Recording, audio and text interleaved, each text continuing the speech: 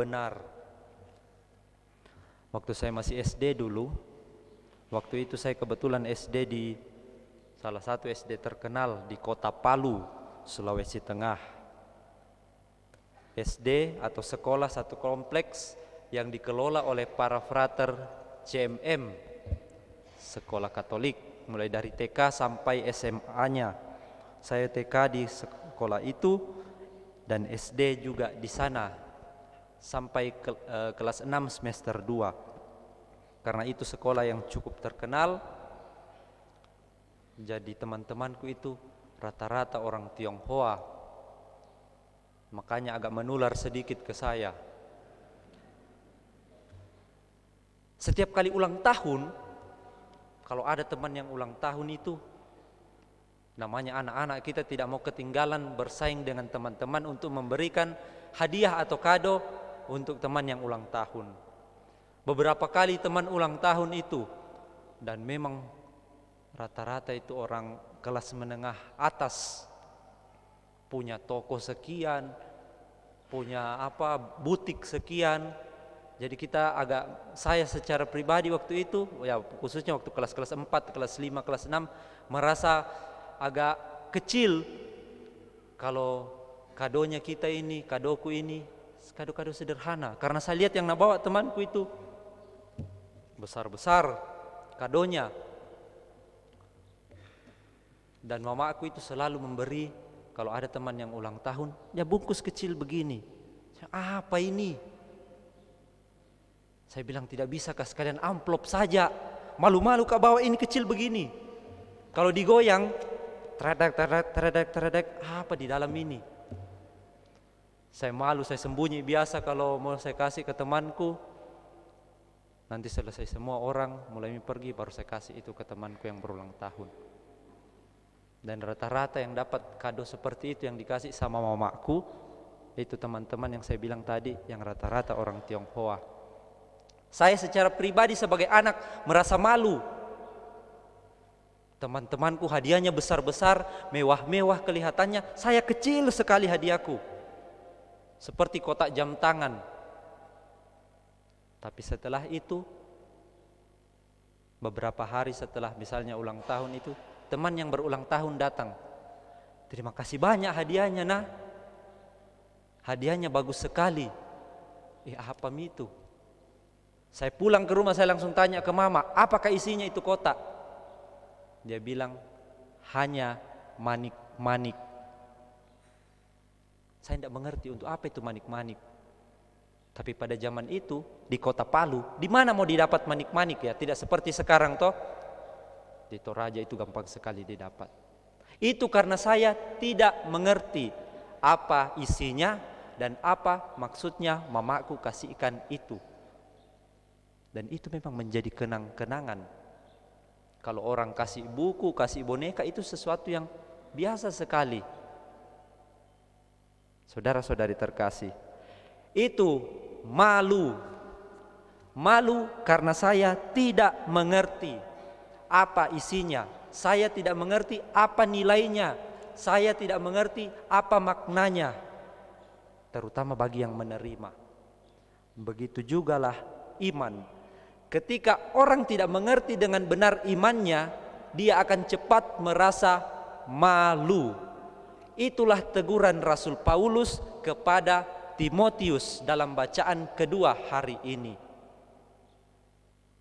Timotius itu orang yang diurapi. Seandainya zaman sekarang dia sudah ditahbiskan sama Paulus. Waktu itu Paulus dipenjara. Dan seandainya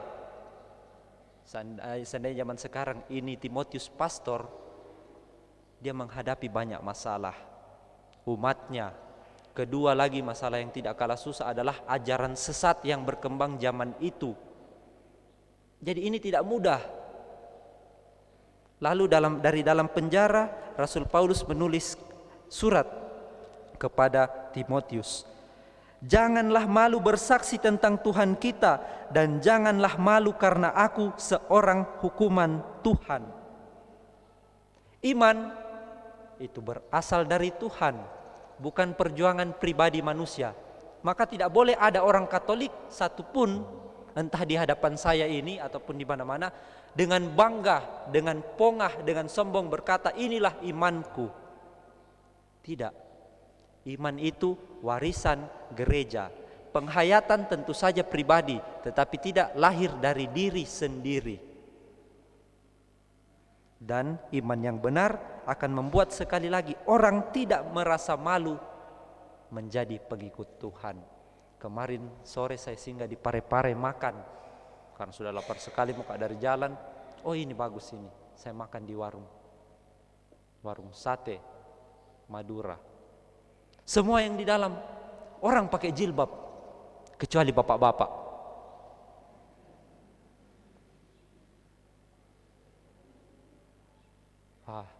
Sebagai seorang pengikut Kristus, apalagi saya pastor, masa mau bikin tanda salib saja saya harus tunduk-tunduk?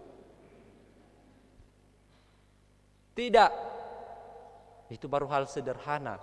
Bagaimana kemudian orang tidak malu dengan imannya sebagai pengikut Tuhan? Apalagi kalau berada di situasinya Timotius yang ditekan dari segala sisi, dari dalam yaitu umatnya sendiri, dan dari luar yang saya sebut ajaran-ajaran sesat. Apakah orang bisa bertahan dengan iman sebagai pengikut Tuhan? Saudara-saudari, iman yang benar didasari dengan kasih. Itu dikatakan oleh Rasul Paulus. Jadi Allah itu tidak memberi kepada manusia roh ketakutan. Seperti halnya anak-anak sekolah. Rata-rata anak sekolah itu mengerjakan tugas karena takut sama gurunya. Kalau saya tidak kerja dipukul kak nanti. Kalau saya tidak kerja dilapor kak ke mamaku. Kita bukan seperti itu. Iman yang benar harus didasari kasih. Kasih kepada Allah dan kasih kepada sesama.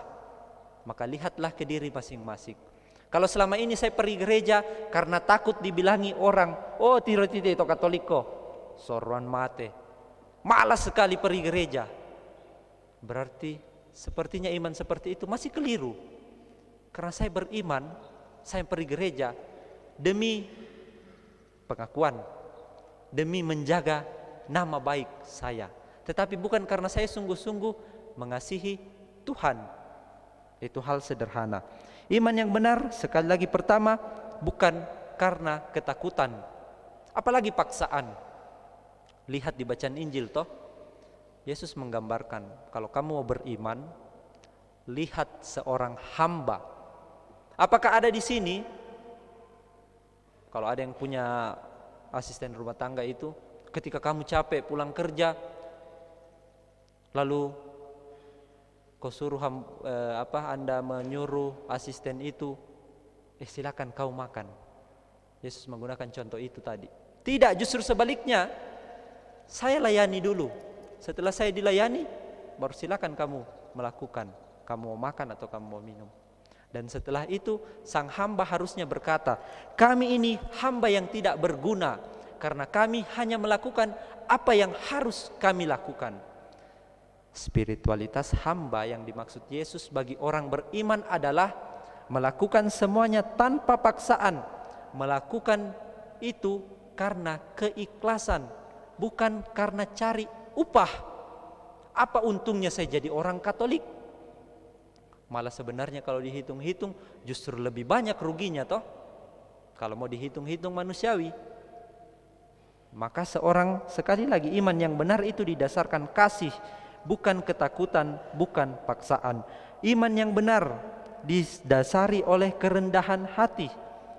Karena kasih tadi, orang tidak sombong menjadi imannya, menjadi orang Katolik. Baru-baru ini kami retret, dan bersyukur sekali pembimbing retretnya itu adalah seorang pastor dari Ordo Karmel dan seorang ahli kitab suci. Dia berkata, banyak umat zaman sekarang, ya juga bukan umat, mengajak saya berdebat. Debat tentang kitab suci, debat tentang ajaran gereja. Lalu si Romo berkata, saya tidak ladeni. Kenapa? Tidak fair, tidak adil. Kamu mungkin baru satu dua hari membaca artikel tentang ajaran-ajaran gereja, tentang tulisan bapak-bapak gereja. Sementara saya bertahun-tahun saya sekolah membaca tulisan-tulisan kuno langsung dari sumber aslinya. Lalu kita mau debat, omong kosong. Itu tanda orang yang tidak sungguh-sungguh memahami imannya, bahwa iman itu hanya sekedar dipamerkan, bukan rendah hati. Pertanyaannya, kalau itu iman yang sungguh, apakah iman itu kemudian merubah hidupmu? Atau hanya sekedar dikuar-kuarkan, sini kita debat. Begitukah ajaran imanmu? Maka dari sini saya mengambil kesimpulan, jangan terlalu banyak berdebat soal iman. Apalagi kalau baru minggu lalu saya membaca tulisan itu, lalu sok-sokan mau berdebat dengan orang. Para pastor saja yang sekolah khusus itu malas berdebat. Masa umat yang sok-sokan 1-2 minggu kursus, atau apalagi 1-2 hari baca di internet lalu mau sok-sokan berdebat. Nah, itu kan nonsens itu. Jadi iman membuat rendah hati, iman yang benar membuat orang rendah hati. Yang ketiga yang sangat menarik adalah iman itu yang benar itu tumbuh, bukan mati. Menarik kalau kita lihat, Yesus pakai perumpamaan biji sesawi. Biji sesawi itu biji yang paling kecil, bukan biji sawi nah. Biji sawi itu hanya jadi sayur sawi begini. Biji sesawi itu bisa jadi pohon, kuat, berakar.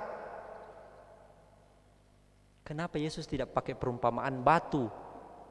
Batu yang dipakai membangun rumah, membangun gereja, padahal itu kuat. Karena yang mau ditampilkan di sini adalah dimensi kehidupan. Batu itu benda mati, keras. Bahkan kalau kena tetesan hujan bisa hancur. Tapi biji sesawi, dia mati, lalu tumbuh, kuat, berakar, bahkan jadi sangat besar. Iman hendaknya seperti itu. Cukup iman sebesar biji sesawi saja, kita bisa melakukan hal-hal yang tidak terduga untuk diri sendiri, untuk orang lain. Mungkin ada orang di sekitar kita, kalau dilihat hidupnya biasa-biasa saja, hidupnya terlalu sederhana, tapi dia bahagia dengan hidup yang seperti itu. Maka belajarlah dari orang seperti itu. Mungkin imannya sudah mendekati ukuran biji sesawi dibanding iman saya. Yang keempat, iman itu berdaya guna dan berdaya ubah. Ada kekuatannya seperti biji sesawi yang tumbuh menjadi pohon. Ada seorang pria mau bunuh diri karena diselingkuh, pacarnya itu selingkuh. Sudah sekian lama pacaran, mau menikah, selingkuh kini ceweknya. Jadi ini cowok naik di pohon kelapa yang tinggi sekali, seperti itu pohon kelapa di Polewali sana. Mau bunuh diri. Datang tetangga panggil, jangan, itu tidak baik, berdosa itu kalau bunuh diri. Jangan melakukan hal itu. Tetap tidak mau. Ceweknya sudah dibawa itu sudah histeris teriak-teriak . Datang pemadam kebakaran untuk bantu kasih turun, dia tetap tidak mau.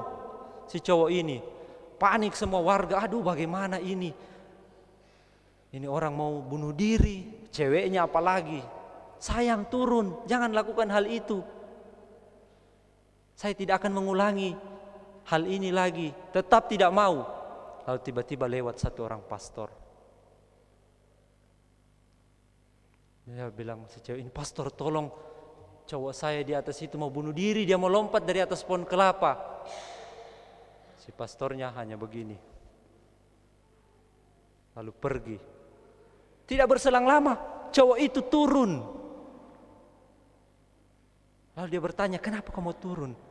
Nah itu bapak tadi, karena dia bilang ke saya, kalau kau tidak mau turun, saya tebang ini pohon.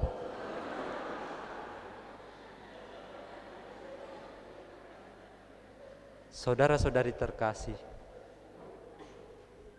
itulah iman. Ada efeknya, bukan hanya untuk saya sendiri, bukan hanya konsumsi pribadi, tapi untuk orang lain. Pertanyaannya, iman kita entah sudah sebesar biji apa itu, Apakah seperti itu? Punya impact, punya daya untuk saya dan juga orang lain, atau seperti apa? Saudara-saudari terkasih, mari kita mewariskan iman yang benar. Anda yang berkeluarga, wariskanlah iman yang benar kepada anak cucu Anda, kepada tetangga, kepada sesama warga gereja. Iman yang benar itu adalah warisan yang paling luhur dibandingkan harta, tanah, segala macam. Karena iman itulah yang akan menyelamatkan, yang membuat kita bisa sungguh-sungguh merasa hidup. Romo Ignatius Budiono Karmel berkata, hidup kekal bukan soal bahwa nanti kalau kita mati. Bukan soal itu hidup kekal. Hidup kekal itu sudah dialami di dunia ini. Hidup yang sungguh-sungguh. Banyak orang berlimpah hartanya, mewah hidupnya, tapi dia tidak sungguh-sungguh menikmati hidup. Itu bukan hidup yang kekal. Hidup yang kekal adalah hidup yang sungguh-sungguh dinikmati, yang sungguh-sungguh damai. Itu diperoleh kalau orang punya iman yang benar. Semoga kita semua boleh memiliki iman yang sama, iman yang benar, yang membuat kita tidak malu menjadi pengikut Tuhan. Kemuliaan kepada Bapa dan Putra dan Roh Kudus.